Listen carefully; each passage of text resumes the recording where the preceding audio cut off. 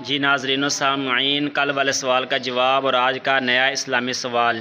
کل سوال پوچھا گیا تھا کہ کس وقت وضو کرنا سنت ہے یا کن صورتوں میں وضو کرنا سنت۔ اس کا جواب یہ ہے کہ جنبی کے لیے جس پر جنابت غسل فرض ہو جاتا ہے اس کے لیے وضو کرنا، کھانے کے لیے، پینے کے لیے اور سونے کے لیے یہ سنت ہے۔ اسی طرح اذان کے لیے اور خطبہ جمعہ کے لیے، اقامت کے لیے وضو کرنا سنت ہے۔ اسی طرح صفا مروہ کے درمیان سعی کے لیے وضو کرنا سنت ہے، اور حضور صلی اللہ علیہ وآلہ وسلم کے روضہ شریف پر حاضری کے لیے وضو کرنا سنت ہے۔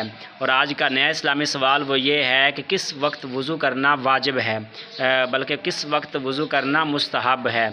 آج کا نیا اسلامی سوال وہ یہ ہے کہ کس وقت وضو کرنا مستحب ہے۔ اس کا جواب آپ نے کمنٹ سیکشن کے اندر دینا ہے، اور جس بھی سوشل میڈیا پلیٹ فارم پر ہیں اس کو لازمی فالو، جوائن یا سبسکرائب کر لیں۔ والسلام۔